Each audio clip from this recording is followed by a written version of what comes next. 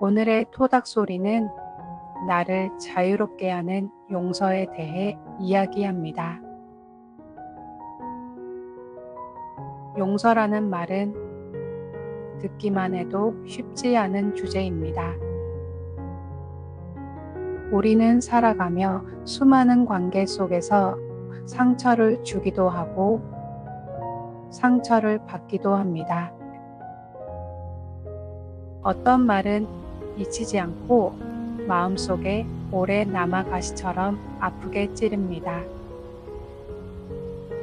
어떤 행동은 시간이 흘러도 용서하기 어려워 여전히 마음을 무겁게 합니다. 그래서 많은 이들이 말합니다. 용서는 어렵다고. 하지만 용서는 불가능한 일이 아니며 오히려 나 자신을 위한 길이기도 합니다. 용서하지 못하면 상처는 마음속에 계속 머뭅니다.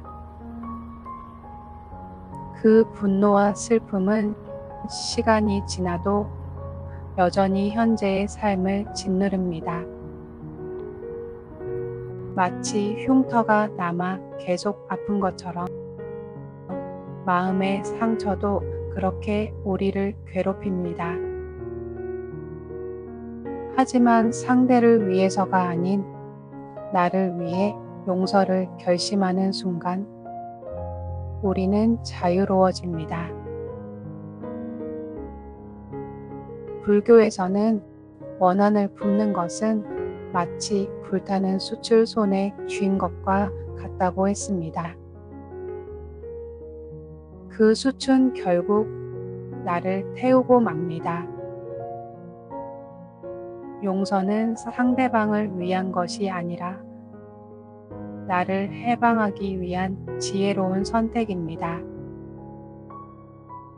분노와 미움의 불씨를 내려놓는 순간 마음은 고요해지고 자유로워집니다. 기독교에서도 용서는 중요한 가르침입니다.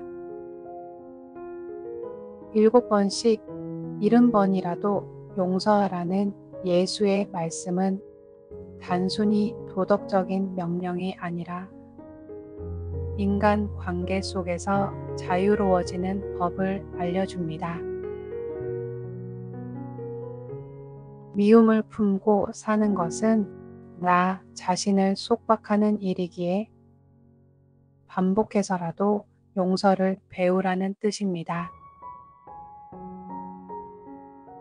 심리학적으로도 용서는 우리의 건강과 직결됩니다.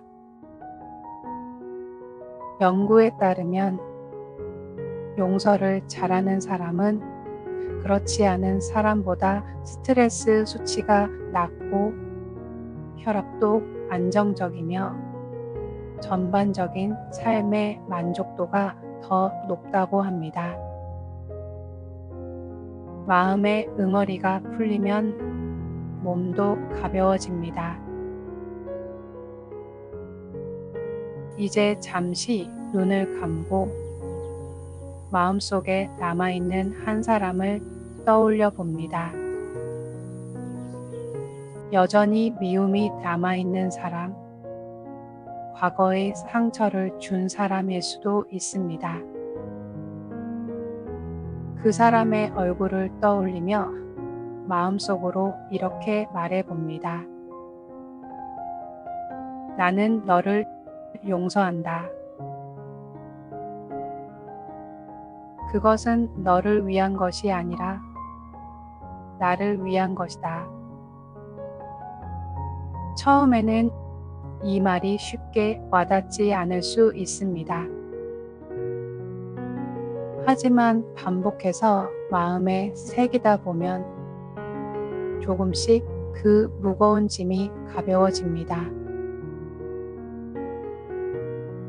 용서는 과거를 지우는 것이 아닙니다. 있었던 일을 없던 일로 만드는 것도 아닙니다. 용서는 그 사건에 내가 더 이상 붙잡히지 않겠다고 선언하는 것입니다. 상처를 준 사람을 미워하는 대신 그 기억 속에서 배움을 찾고 나를 더 단단하게 만드는 길을 선택하는 것입니다. 오늘 당신의 마음을 무겁게 하는 상처는 무엇입니까? 그 상처가 떠오를 때마다 용서를 선택해 보십시오.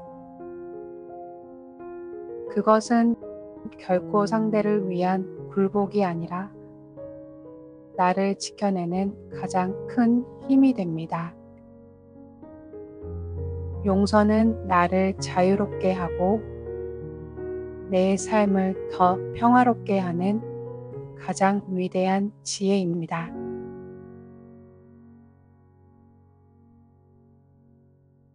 오늘의 작은 토닥 소리가 누군가에게는 위로가 되었길 바랍니다. 다음 시간에는 나이 들수록 흔들리는 자존감에 대해 이야기 나누는 시간을 갖겠습니다. 지금까지 토닥 소리와 함께 해주셔서 감사합니다.